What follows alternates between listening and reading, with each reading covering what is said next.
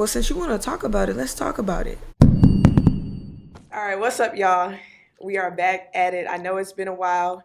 Happy New Year. Very first episode of the new year of Unfinished Business. So, thank you for tuning in once again.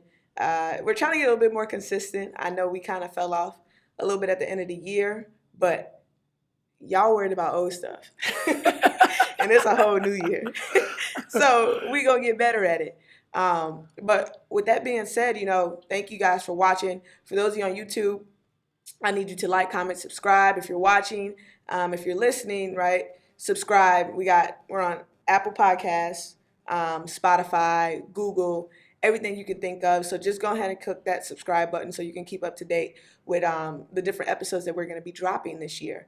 Follow us on Instagram and Twitter at _unfinished, UNFNSHED. And from there, we are good. What the hell is going on right now? A lot. Like So in the much. United States. So much stuff that we are going to get into today. I mean, we're talking about from everything from the top all the way in Washington, D.C., then people losing their minds, all the way to how it plays into sports and how all of that really matters in the grand scheme of things to me, and I know to you, and to a lot of people. A lot of people say, athletes or, more than just an athlete is a lot of what LeBron says. And then, you have people saying, oh, shut up and dribble or just shut up and play. Well, I want to start off with how the WNBA just kind of just completely defied that statement, shut up and dribble. The Atlanta Dream specifically decided to back I don't know how to say his name. Warnock. Yep. Okay. They decided to back him. And from there, they were able to flip Georgia. They were able to flip.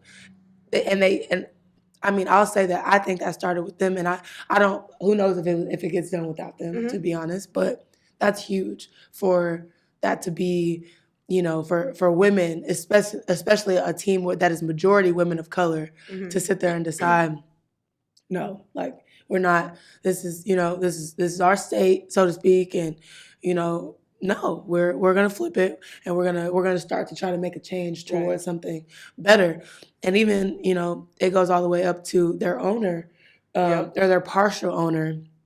What is it, Kelly Loeffler, who is against Black Lives Matter, very publicly against Black Lives Matter. Right, 70% of your team are women of color, and you're against Black Lives Matter. Can we just discuss being against Black Lives Matter or being for Black Lives Matter? How are you against literally Black people just saying, don't kill us? How are you against that?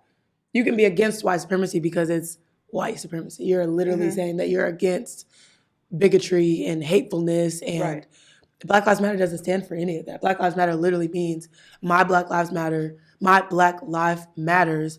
Please stop killing us. Stop shooting us. Right. Stop, assaulting us. Treating us differently because of the color of our skin. Just treat us exactly how you treat them. I'm not telling you to treat us any better.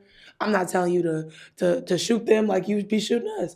I'm just saying treat us exactly how you treat them, or treat everyone equally. But here we are in 2021 still having the same conversation. So I just think it's amazing, especially a hell of a way to start the year, start the year. Just setting the tone for, I feel like, what's going to be a huge shift in sports and in politics and in just life in general as we know it, society, whatever it is. There's a shift happening. We're about to get a new president. That's a shift in itself. A new year just happened. That's a shift in itself. So, just as a people, as a society, as a nation, America, whatever, us making that shift and deciding to make that shift and deciding, because even Biden getting elected was a huge. Right. That was big. So many people voted that I never voted for. This is my first time voting. Right. So just, there's just a huge shift happening in the world, and I just, truthfully, I want to know what you think about it, and how do you think the WNBA and specifically the Atlanta Dream kind of started that, as far as that, where it goes with backing Warnock, and then how that just kind of spread into what it is now. And so if you guys haven't realized, this episode is all about sports and politics. And some of you are going to say the two are mutually exclusive. That's not true, right? They go hand in hand. And a lot of people think, like you said, shut up and dribble. What does that even mean? Just because of what I do for a living, does that mean that I'm not American? Before I was a basketball player, before I was a football player, I was born an American. Right. So that statement doesn't make sense. That's like saying, hey, you're an engineer. Engineer, don't worry about politics. What are we saying right now? You know what I mean? And let's be honest, that shut up and dribble is directed towards people of color. Absolutely. Because they don't say it towards any other career field. They don't tell Drew Brees to shut up and throw the football. Exactly. You know what I mean? They value his opinion. Why? Because he's a white man. Exactly. And so we don't sugarcoat.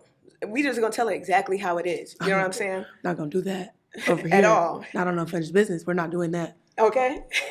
Tell them. And so I'm glad that you brought that up, right? And you asked the question, you know, you're not sure, or you said you're not sure if the WNBA maybe had anything to do with, you know, like you think they did, but you don't know for sure. And I did a little bit of research, you know what I'm saying, to show that they actually did.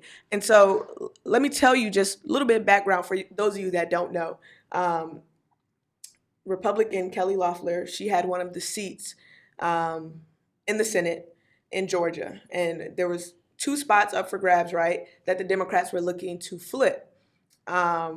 She's a co-owner of the Atlanta Dream, which is a storied team in the WNBA. She has a 49% stake. Team is 70% black. She became the partial owner in 2010. And so when all of the George Floyd and all of those situations were happening this past summer, the Atlanta Dream, the players, they spoke out. The very next day, she sent a letter to the commissioner, Kathy Engelbert, saying, hey, I'm completely against Black Lives Matter. And, you know, I think the audacity, right? You may be my boss, but at the end of the day, there's no job where you're going to sit here and outwardly disrespect me and outwardly, you know, say you're against me, especially when we're talking about a human right. You can say whatever you think about Black Lives Matter. A lot of you try to say, well, Black Lives Matter, the organization, I'm against the organization. I really don't give a damn, because when I hear Black Lives Matter, I'm not talking about an organization. And I think we all know most people aren't talking about an organization. We are physically talking about the physical being of a Black life mattering. Please say that. You know what I mean? So when we say Black Lives Matter, we don't give a damn about an organization. We're talking about you, Danny. We're talking about myself. Yep. We're talking about my brothers, my sisters, your sisters. Yep. That's what we're referring to. I don't give a damn about an organization. So she came out and she said, hey, I'm opposed to Black Lives Matter. The Atlanta Dream took offense to that. Absolutely. So what they did was they said, you know, hey, we're not going to stand for that. And this is our job, right? So it's not like we just can't show up. How can we make an impact to show her, hey, me and you are on opposite sides of the fence, and we're not going to stand for you blatantly being against our life mattering. So after, you know, all of that happened, when she sent that letter, Reverend Warnock, he only polled at 9%. I did see that. Incredible. He wasn't even slated to win, and regardless of what you think about polls, right? Some people think they're not accurate. Some people think they are. End of the day, he only polled at 9%. So what did the WNBA do? Over the summer, right, they announced the formation of a social justice council to initiate conversations and action on inequality, implicit bias, and systemic racism. One of the most actionable things they did was they wore Vote Warnock shirts. Yep.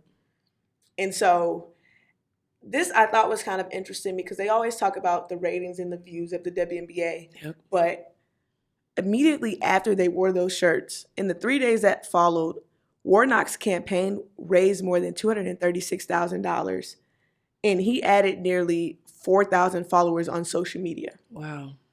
So if that's not telling you right then and there that the WNBA and the Atlanta Dream made an impact, that's all the proof that I need in the 3 days that followed. Yeah. You know what I mean? Which I think is just amazing that a group of women, mainly Black women, because we did have allies in that as well, Right. were able to do that. And then now they didn't do it alone, right? We had Stacey Abrams that she was campaigning hard in Georgia, but Yeah. they flipped the seat. Yeah. Stacey Abrams told y'all, she said, hold on, hold my beer, and let me show y'all what I'm about to do. And she went to work. Yep. She absolutely went to work. And so, and a lot of people are saying they only backed him because he was Black. That's not true. They did do a little bit of research. They requested Zoom conference calls with the candidates. And, after talking with different candidates, they landed on Warnock. And, because of their work and the work that Stacey Abrams was doing, he's become the first Black senator from Georgia. And I think that's just kind of like absolutely amazing, because it just goes to show when we come together how great we can be. And what we can do, absolutely. And that's what I love that you said that, because I feel like you hear that a lot more now than you ever did before, as far as like Black people can do amazing things when we come together, right? Yeah. And I absolutely agree to that fact. However, people in general, like you said, we had allies in that group. We all are on this earth, okay? We all slid out of our mamas the same exact way. You know what I mean? And some people are different. Yeah, you're right. Some of us got pulled out, But to me it just goes to show that, when you look next to someone, if you feel a hatred or a division between you and the person next to you, that doesn't say anything about them. That says everything about you as a person. And if you feel like, well, they're gay, so they deserve less, or they don't deserve to marry somebody they love, or they're Black, so they deserve to be frisked and stopped and investigated and and such, or whatever the case is, you feel like someone deserves less or more of a treatment or whatever the case is more than you do, that says everything about you as a person. And so and vice versa, if you can look at someone next to you and say, you know what, you my sister, you're my brother, you're my whatever you are, my kinfolk, my woe, and we're in this together, I fight for you, I see you, I love you. I see those people just as much as I see the people that don't say anything, or the people that, are still, Trump supporters or whatever it is, because at this point, being a Trump supporter isn't about being Republican. Oh, no, at all. It's not about being Republican. It's about literally supporting the most hateful, bigoted man to ever be in office, to me. Regardless of what side you fall on, right? Whether you're Democratic or Republican, at the end of the day, there's a difference between right and wrong. Correct. It's not blue or red anymore. No. It's what's right and what's wrong. And, maybe you feel we lean a certain type of way. I don't really care, right? But regardless of what side of the fence you're on, you have to be a big enough person to say, hey, that's not right. You know what I mean? Exactly. That's not cool. And if you can't say that when it's clearly in your face, what did you just say? That says a lot about you. It doesn't say anything about us. Right? Because how are you so concerned with the way someone else is treated that it bothers you so much? And the thing is like, they're just asking to be treated equally, and that bothers you. It's a sense of self-entitlement, right? Definitely. You think you own everything, and that's a false conscience, because that's not true, right? This land was owned by Native Americans. Until we came and we killed, we raped, slaughtered. And that's just a fact. Go look in your history books. They tell us that, but they sugarcoat it to make it seem like all patriotic. No. They came over and shared and traded this and that and land for beef. And we took advantage of people that were giving, right? Because they didn't have to do that, right? We took advantage of people that welcomed us with open arms. Yeah. So that's not something to be proud of. And I think that's why we're truly feeling the effects of the way this country was built now. That is, And, it's crazy that it happened with us being millennials. Like, I think we are truly starting to see the effects of all of that. And it's really quite sad. But at the same point in time, I do think that we're making leaps and bounds, even though it doesn't seem like it. Definitely. Making leaps and bounds. And I think that's a perfect segue into, what happened in D.C. at the Capitol, because, like you said, they feel so entitled to, this is mine. This is my land, my country. Go back to your country. This is my country. Or they feel like, that Capitol building, they feel like that's theirs. Mm-hmm. That's your land, your building, you have just an innate right to whatever. To put your feet on the desk of the Speaker of the House like you chilling at the crib. I mean, it was the most ghetto thing I've ever seen in my life. That's the best way to explain it. It was so ghetto. And you can imagine the ghetto things that I've seen in my lifetime. Mm-hmm. I'm telling you, it was just, and that's why, like, this might be a little controversial, but people try to make it seem like whiteness and it's just like this superiority, like you just have to like strive for whiteness. Mm-hmm. Why are we striving for whiteness? Like, do you see what those people just went in there and did? Mm-hmm. How many black people did you see in that crowd? I saw one goofy ass dude that I'm like, dude, what are you doing? Man. And there'll be a couple. There will always be a couple. There'll be a girl maybe with some really bad heat damage that you can tell she's been straightening her hair her whole life. She didn't have no guidance. However, like that one Dr. Phil episode with that girl. But there's always going to be that one person, and that's just delusional. And so you see that, and it's like, why do we strive for this? Like, why is whiteness like the superior like thing that we strive for? Not me, but as a society. Yeah. That's just like what people strive for. I don't get it, because you see what those folks went in there and did. And that's another thing too, what you said, if you see that and you still are like, they're not that bad.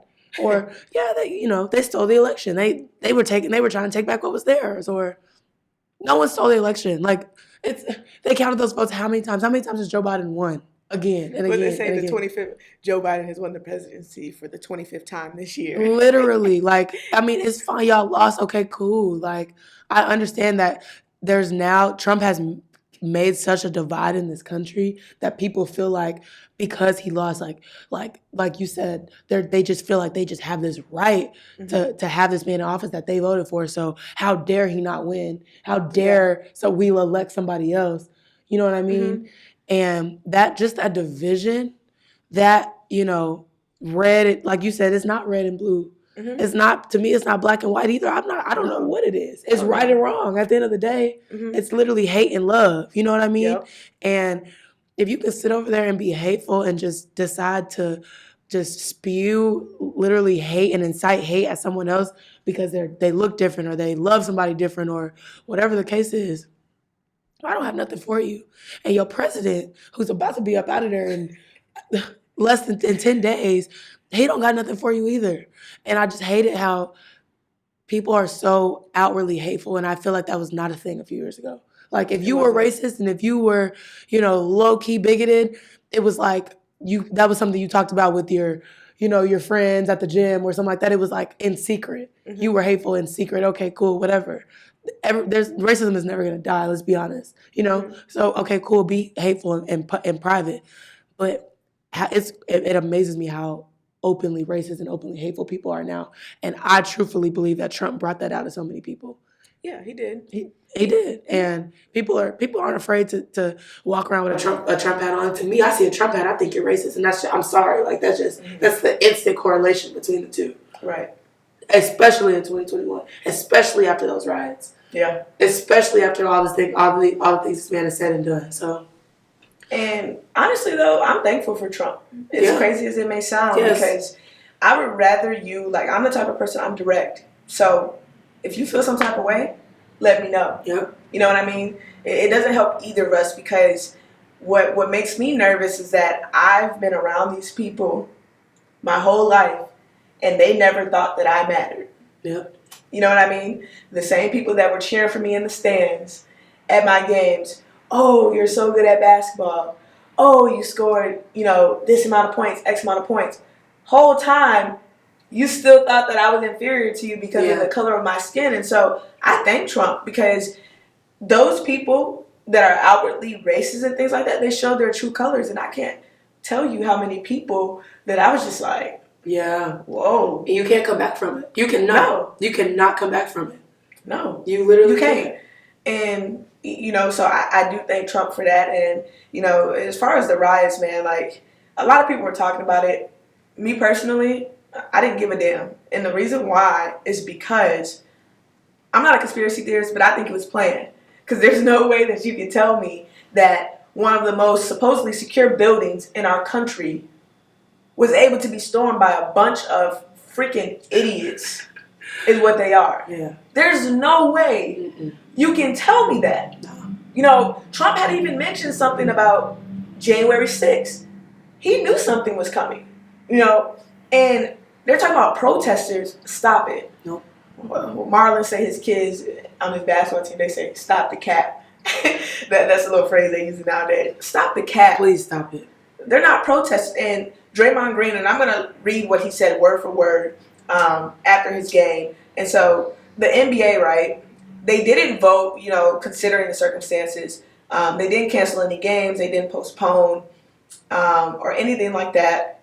And some people may feel a certain type of way about that. I didn't really think much of it just because, like I said, I felt that it was planned. It was kind of controlled chaos in a sense. To a certain extent, though, because people did die because they wanted to be stupid Hooligans. and have a revolution, whatever you want to call it. Right. And so, people felt that around the country, and I think a lot of people were upset, especially Black Americans, because we know, and Joe Biden said them himself, if a group of Black men and women stormed that Capitol, there would be murder. It would probably be a mass massacre. There would be so many dead bodies. So many. And it's sad because it just goes to show the blatant hypocrisy in our media, in our nation, and just the way people perceive others. Yeah. They see our skin and they're automatically intimidated. Yeah. For what? Yeah. You know what I mean? And so, like I said, NBA players spoke out about it, but the one that spoke to me the most was Draymond Green. And he said, and I quote, he says, "It just goes to show the policing system was built against Black and brown people. And that's the reason those reactions are different. That's the reason someone can walk or run or bust their way through or whatever into the Speaker of the House's office and put their feet on the desk like they're sitting at home on their couch. Storming into a building and busting out windows and carrying podiums and all that other stuff, that's not a protest. That's a terrorist attack. And so stop describing those people the same way you describe someone who just stand there and make a chant and say, we want justice, we want peace. Stop using the same word. It's disrespectful, it's ridiculous, and it's shameful to keep calling them protesters. They're not fucking protesters. They are fucking terrorists." And, end quote, right? He's exactly right. And when I saw that, I was like, those are my thoughts exactly. And I don't know if you saw it, but after hearing, what he had to say about that, what do you think? I completely agree. I saw something, not sure how true it is. It was on the Shade Room. Who knows how credible it is. But they said that there were people that were defecating in the Capitol building. People were smearing feces in the Capitol building. And that's why I said it's the most ghetto thing I've ever seen in my life. And how can you call yourself a patriot, but you're shitting all over the Capitol? Literally shitting. Actual that's shit. That's disgusting. I could never in my life. I can't even poop in front of nobody. You just poop it. If the bathroom was as big as this room, I wouldn't be able to. So you mean to tell me you either shit in your hand or you pre-shit and brought it with you and then went in there and was like, this will get them. That'd be washing windows. Yeah. Like it's just putrid is what it is. And I completely agree, and we laugh, and it's sad because it's not sad, but I mean we as Black people, at least me and I know you, we laugh this stuff off, right? Like we laugh the pain off. We laugh about everything, even when it's super messed up. Yeah, well, Kevin Hart said, "Laugh at my pain." I mean, that's kind of how we. It might be a coping mechanism, whatever you call it, but I mean, it is how we deal with a lot of stuff, and I mean, it's just it really does amaze me how the thought of anybody, Black, brown, anything other than a group of white people going into a building, storming into a building, and 5 people got killed, it would have been triple that. Way more than that. And I think that's just the numbers now. I'm not even sure. No one should have died, but Yeah, it's ridiculous. it is, and it's just, again, it's another one of those things that, happens, and it's going to happen, and we're just kind of, maybe in a few weeks we're just going to be like, well, when Biden takes office, are they going to try to go storm the Capitol every day? Is there going to be something going on every day? I don't know, but like I said, I do think that there's a divide in this country that Trump did incite, and now we just kind of have to try to move forward. And he just brought it. He just brought it to the surface. He brought it to the surface. It's always been there. Yes, and I completely agree with what you said earlier too, and I kind of want to circle back to it. Mm-hmm. I am kind of thankful for Trump because, like you said, those people are never going to be able to come back from supporting that hateful man. You could never, somebody that we know, that I share with you, I can never look you in your face and respect you again as a man, as a person. You know what I mean? Because you tried to sit here and tell me, oh yeah, I support him for his political views or what he does for the economy, whatever. Ugh, like all that can go. To the left. For real. Like in the box, to the left. Like seriously, that can go. I don't care. Yeah. I don't care about any of that at this point in time. It's about, like we said, it's about right or wrong. Mm-hmm. And it's about your morals. At the end of the day, what do you believe in as a human being, as a person? Right. And that says everything I need to know about you. Because me personally, I don't surround myself with people who don't have strong morals, strong character, integrity. I don't have to question to them. She might be a Trump supporter, but she cool though. Yeah. Nah. I don't get that. So, like I said, I just hope we can move forward, and I love that Draymond spoke on it. I also saw that Kyrie Irving had taken 2 games off, I believe, for personal reasons. Kyrie is one of the most biggest advocates. I want to say he is the not the president of the Player Association, but that's CP3. Yeah, I know it's CP3. I believe he has some sort of. Yeah, definitely think he's been. I don't know if he has a particular role, but he's been trying to, make more of an impact. Yeah. In the things that he believes in. Yeah, and I respect Kyrie and I love Kyrie. Even aside from all that, Kyrie is literally one of the most well-spoken men that I've ever just sat and talked to. Not even just athletes. Men. Like, he's a very well-spoken man, and he kind of brings you in when he talks. And he truthfully believes in equality. He believes in social justice. He believes in things that you should believe in as a human being. But he's so forthcoming with it. He's so outwardly with it that he's gonna make it known. He doesn't. Mm-hmm. He's not afraid to say. Black Lives Matter, and he's not afraid to put that on the forefront for everybody to see and for everybody to know. Like, if you don't support me, if you don't support Black Lives Matter, you don't support me. And if you don't support Black Lives Matter, you really don't support the NBA as a whole. Think about how many black men are in the NBA. Right. They make up 70% of every team. Mm-hmm. And like I said, I saw he took two games off for personal reasons. And I don't know Kyrie Irving personally, but I would have to guess that it had something to do with the protests and what's going on in the country, because, like we said, Kyrie is so prevalent in that space of Black Lives Matter and, equality and stuff like that. We like I said, we act like this stuff doesn't affect us, but that's a black man in America watching what he knows. What if they were to be black? What would happen? And he's just watching it happen. That can affect people differently. And maybe Kyrie was like, you know what? I need to take a few days off. I can't deal with this right now, especially with how strongly he feels about it. So I think that just goes to show, again, what this whole episode is about. Sports and politics are not, like you said, 2 separate entities. Mm-hmm. They are, but they coincide just like everything else. Do you care about the person that you love, the person that's sitting next to you, your teammate, your coworker, your boss, your best friend? Human rights as a person. It's just, what do you care about? What matters to you?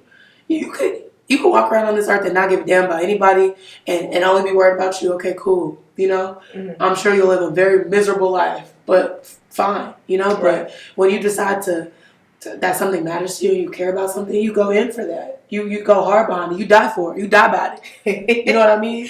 We gonna die about it. And I'm that's me, and I wasn't always as conscious, but I will say that as a 23-year-old black woman living, in Texas and living in America, I'm the most woke. I'm the most woke I've ever been, and I'm very thankful for, again, like you said, kind of just Trump and all these different divisions in the country, because now I'm able to see so much, and I'm able to see, you know, I'm able to see what it looks like to support my people wholeheartedly, and how we're supposed to, and I mean, I'm thankful for it. I really am. Right. So.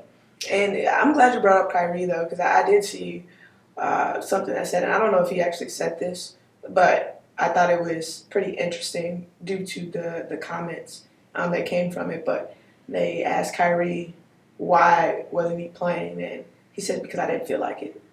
I don't feel like it. Period. And that's all you need to say, because we can't be that separated, right? Because at the end of the day, the human element is what combines those two entities. Yep. Is that we're humans. So you can't be so removed from society to where you're asking him those types of questions and then you're pissed off because he says, because I didn't feel like it. Why do you think he doesn't feel like it? Yeah. And people, they say Kyrie's a diva and this, that, and the other. But the thing that I say to that is we just can't be that removed from certain things in society that we can't take a guess as to why Kyrie does not feel like playing today. Like you said, he is a black man. And knowing that if that was him that had stormed the Capitol, it would have been very different consequences. Right. I think he's right to not feel like wanting to play. And so, shout out to Kyrie for continuing to, show what he believes in and kind of like standing on that, you know what I'm saying, to all the NBA players in general, right? WNBA as well, like circling back to that, like they did some amazing stuff, with helping to flip that seat with Reverend Warnock, now Senator Warnock. And so one thing I did see, LeBron, he mentioned something about creating an ownership group to take over the Atlanta Dream. So I don't know if that'll materialize, but what do you think that could happen? Do you think Kelly Loeffler is gonna give up that, her ownership? Like, what do you think? I could see it happening. The only thing, and like you said, like I'm not sure, because some people can be so prideful and so hateful that they're like, oh no, like I own these bitches, That's so evil, but it's true, She could take it that way, or she could say, you know what, I don't want anything to do with them. I don't even support what they support. They, right.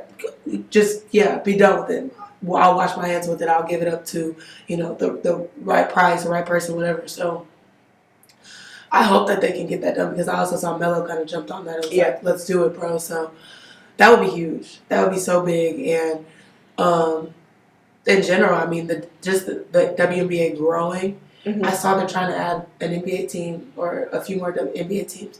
Add a WNBA team. Add one or two more. You know what I mean? They're trying to add one in Mexico City or something like that. Come on, like, I mean, I know, and of course that goes back to, like you said, viewership and all that type of stuff. But I will say this alone, like we said, how the impact that these women have had in politics. They have LeBron James and Carmelo Anthony wanting to come and try to, start an ownership group. That's big, and we, that's, I'm not going to downplay it all, because I feel like that's a really big deal. And so, like I said, I feel like this, especially this upcoming season, the WNBA will get more traction. They will get more people, wanting to watch them. Like, dang, this is, majority of these women have college degrees, because you can't go to the league unless you, 9 times out of 10, unless you go 4 years, get a degree. These are educated, diverse women. Yep. Who better to, to kind of look at for, leadership in the communities and stuff like that. And, that's, I feel like that's, I mean, aside from, of course, them doing their job, playing basketball, that's a big part of what matters to them as an organization. Right. So, I mean, I hope and I wish that LeBron and Melo can get that done. Yeah. I hope Kelly ain't, trying to trying to hold them down, because, I mean... No, Kelly ain't acting like no Connie. Right. Shout out to Connie, man. No, not Connie. But yeah, I mean, like I said, I mean, sports and politics, they all intertwine, right? Yeah. And, especially with this being, a COVID year, like we say, or like people say. And I'll get back to the COVID year term in a second, but we can start it now. Honestly. Yeah. I mean, the term COVID year, which I don't even know who owned it. That's, so to speak, maybe me. But I've heard the term a lot, right? Mm-hmm. Especially in college. A lot of they granted every student athlete another year of eligibility due to COVID. The NBA, the MLB, the WNBA, everyone is at this point, I think, has had a COVID year or a COVID season or half of COVID season, whatever. And my question for you is, do you think, I don't think so, but do you think that this making it a COVID year discredits anything that they've done as far as, of course some teams are missing players and some teams are missing, months at a time due to different people quarantining and, so do you think that it being a COVID year, do you think that makes a difference as far as just the credibility of maybe a championship? They say the Lakers, they won a COVID championship or it's a COVID year. I mean, personally, it's already hard enough to win a championship. Mm-hmm. And I feel like COVID just makes those circumstances even harder. So I don't think it being a COVID year makes anything easier, so to speak. But, of course, it is different. Yeah. So I don't know, what are your thoughts? So I think it's a case-by-case, league-by-league type of thing. If we're going back to the NBA playoffs, they didn't have any COVID cases. In the bubble, yeah. It was incredible, yeah. So... when you look at it like that, it's like, okay, yes, they are in the bubble. But no one lost players due to COVID. Some people may have lost players due to injury, but that could happen at any time. Yeah. So we're talking about the NBA playoffs. I don't think it kind of discredits because honestly, just me watching the game, it didn't feel any different to me that fans weren't there and, things like that. So everyone has their opinion on that. I think it's subjective to the person, right? Because the Lakers won. Some people don't like LeBron, so they're going to say, oh, it was one easier. Championship. That championship has a tick next to it, Right. And the way I see it is they got them fat-ass rings. It looked the same to me. That don't look like no COVID ring to me. That looked like an even nicer ring than the ones they normally get. That ring was crazy. Exactly. Yeah. And so NBA, yes. NCAA, things are a little bit weird there because me personally, and you may think differently, I don't think that players, at least the winter sports, should have gotten another year. Yeah. I think it just kind of throws off the balance of things. They essentially played an entire season. Yeah. We just didn't have a March Madness, which sucked. Yeah. And, I completely understand. But to have a whole other season, I think it just kind of throws the balance off of things. We play college basketball. These coaches recruit years in advance. You know what I mean? And they know exactly what they need. So it could potentially give certain teams an unfair advantage, depending on if those seniors decide to come back and things of that sort. And as far as competition, I don't think it will miss a beat, and we won't be able to notice. But at least for teams that you follow, I think you will definitely be able to see the difference with seniors being able to have that extra year. So, I'm mainly talking about basketball right now, right. For the people watching at home. So I didn't agree with them giving them another year. I just think that it throws off the balance. And then another thing is like, okay, if people are just going to get an extra year anyway, like what does a championship mean this year? Right. You know what I mean? It's kind of like you're going to repeat next year. Right. Because it's going to be the same teams and things like that. And then it's also kind of for freshmen coming in, and then not even just freshmen coming in, but seniors that are already on the team. It's kind of unfair to them because you could have a freshman that was probably going to start because the senior point guard was going to be leaving. Yeah. That now has to take a back seat because the senior decided to take her of the year. Or you have those seniors that have been starting their whole career, but then they have this new hotshot freshman that comes in, and their last year that they're playing, they sitting on the bench. Yeah. So college, it does get very weird for me. I do think though that players should take advantage of it when you talk about it, especially women, from an academic standpoint, because Absolutely. these kids can come out with master's degrees. Yeah. So if I was still in college, especially at IU, I definitely would be taking that extra year, just for a money play, right? As far as degree, but I definitely think that at the NCAA level, I don't really agree with it, but it is what it is, and so. Yeah, that was going to be my next question, if you would take your COVID year back. Yeah, when you think about it from a degree standpoint, of course, that's, Yeah. That's okay. We always try to do that. Right.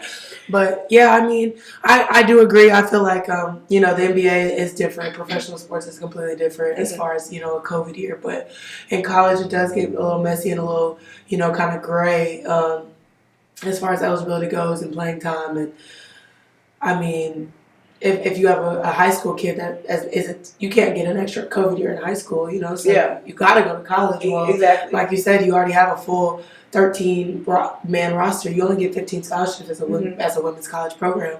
So, you might have a case where you might have to, scramble and try to find scholarships and do, those sorts of things. Right. I didn't even think about it from that standpoint. Yeah.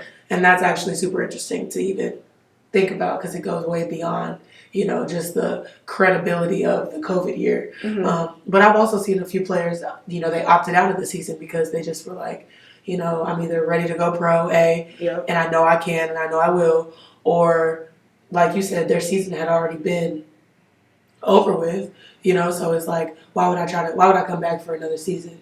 Right. I'm done. So, Right. Yeah, I think it'll be interesting. COVID is going to be, the effects of COVID are still going to be here for some years to come. And like that goes up, that goes all the way up to, medical issues and stuff like that. But, in college sports, it's gonna affect it, years, eligibility and things like that. So, yeah, I think that COVID year, I keep doing this, COVID year, it's a term it'll be out there, I'm sure. You can. Danny coined it. You can put my name on it if you want. But yeah, I think it'll be something that we continue to talk about. Right. For sure. So. Right. And so, yeah, that's definitely an interesting take. And so, like I said, I do think it's league by league. Yeah. To me, it'll be interesting to see how coaches kind of handle it. I do want to hear from student athletes, though, like if the COVID year has affected you in any type of way. I'd be interested to see, like, how, because I'm quite sure there's going to be different stories out there where, I named off 2 scenarios, but it could be something completely different, like, are people getting scholarships taken away? Yeah, that's the part that's scary. Are is the NCAA going to offer maybe 2 extra scholarships? Yep. Like, I felt like before they just gave another year, they should have took some of those things into account, and maybe they have. I have to do a little bit more research on that. Right, correct. But I hadn't heard about that. But so hopefully none of you guys get affected by that. You know what I mean? Everybody's entitled to at least 4 years of playing when they get that scholarship. So, just be thankful, though, that you do get to play. Have fun with it. Take advantage, like you said. Yeah. Get that master's if you can. Run it up. Especially women. Get your master's. Please get 2 if you could. Seriously. Yeah, because I know I would. No. So I think that pretty much like wraps everything up. Yeah. You know what I'm saying? Like, we covered a lot of stuff today. And, some of you guys may think, like, I thought this was a sports show and they're talking about politics. They're on there being radical. No, not at all, man. Like, at Unfinished Business, and this just goes to show, like, me and Danny, for a greater part of our lives, were only considered athletes. Yep. And it's really kind of sad because I know I can speak for myself. I knew that before I was a basketball player, I was more than that. I was a over 4.0 student. You know what I'm saying? I was a kid that didn't believe in bullying, and I would step up for other people and things like that. But no one saw that about me. They saw, oh, she's a hooper. And, it was okay growing up. But now that I look back on it, I'm like, dang, like, did anybody else see what I kind of could bring to the table. And so, sports and politics and all that, whether it's politics, whether it's, economics, whatever you want to think about, like, there's so much stuff that you can do. Sports is only a small piece of the things that we are interested in and the things that we do. It's a platform, though. It's a platform that we're going to use. Mm-hmm. I plan to use in my career. Right. And that athletes use, and that is what it is, Mm-hmm. If you weren't an athlete, you wouldn't have a fan base or a following. Yep. And so using that fan base and that following to bring awareness to things in politics that people might otherwise not know of. Because think about it. I mean, I know if I go to the east side of Fort Worth, I couldn't count on five fingers how many people voted. Mm-hmm. You know what I mean? Yep. But if you hear LeBron James, somebody that you follow directly, tell you, more than an athlete, use your voice, kind of encouraging you to take part in those things that really do matter. That matters. That platform matters. And so Mm-hmm. that's what it's all about, is using your platform, using your voice for something outside of you, something Mm-hmm. bigger than you, for, because it is bigger than just, me or you or anybody else. So. And don't let anyone censor you, right? Obviously, there's certain things that need to be censored, like racism and just, being homophobic, things like that, all of those types of things. But if you truly believe in something and you believe that it's morally right, don't let anyone censor you. Whether you're in college, I know some coaches and programs have rules about certain things that you can tweet or what they want you to talk about. I abided by those rules. We abided by those rules. But if I was to go back, fuck that. No, I'm not abiding by those rules, because I want people to know who I am as a person. Because before I'm a basketball player, I'll keep saying it, I'm a black woman, and I'm an American. So don't let anyone censor you, especially, in the age of censorship right now. And I think that it was a really good conversation. I really enjoyed this conversation. Definitely. We had a lot to say. And, for the people back at home, I really hope that, you have your own opinions about things and you kind of converse with us. Like, if you disagree, or you agree, definitely let us know. You can reach out to us on social medias, which I'll be putting that. You've probably seen it throughout the show at this point. Reach out to us on our social medias. We're definitely open for a conversation on anything for that matter. And so, as always, we're just very thankful for you guys tuning in. Just plugging a few things, and I don't know if you may have some things to plug too. For student athletes out there, former or current Rate My College coaches, one of the biggest databases of college reviews made by student athletes, whether you're in the NCAA, NAIA, or the NJCAA. Really just encourage, those former or current players to go out there, rate your head coaches, rate your experience, unbiased, right? Be honest, so that prospective student athletes can use it as a tool, as they navigate their recruiting process. And so not only that, but we do have a sports blog on that site as well. It's at www.ratemycollegecoaches.com. Unfinished business. We have a team of super talented writers that cover sports at the collegiate level, but also the professional level as well. So definitely go and check that out, and shout out to those interns. And let me just say, because the content has been flowing and it's been top notch. So definitely go. Appreciate it. I used to be in that intern class. I am no longer. However, it is definitely top notch writing. And they push content out regularly, so definitely go check that out. Appreciate it. Yeah, Thank sure. you. Yeah. Anything you want to say? I'm plugging, black-owned business as always. At Sister Son Customs on Instagram. That is my father's black-owned business. It is all custom sports decals. It's epoxy, and he can make anything: cups, coasters, paintings, whatever you need. At Sister Son Customs on Instagram. That's my pops. Go support, always black-owned business. Yes, ma'am. And we're gonna drop that too. So definitely go and follow them. That's creative, to be honest. Like, I don't know if you guys have seen some of the products, but I went to Danny's house. I'm like, dang, like, he coming like that. Like, I'm telling you, anything that you could think of. Yeah. And it's sports, so it's always back to that. Exactly. Yeah. Exactly. So once again, thank you guys for tuning in. I hope you enjoyed this episode. Follow us on social medias. We're going to drop that right. Unfinished Danielle Williams TV. And stay tuned for our next few episodes, because we definitely have some good content lined up. Thank you. Peace. Peace.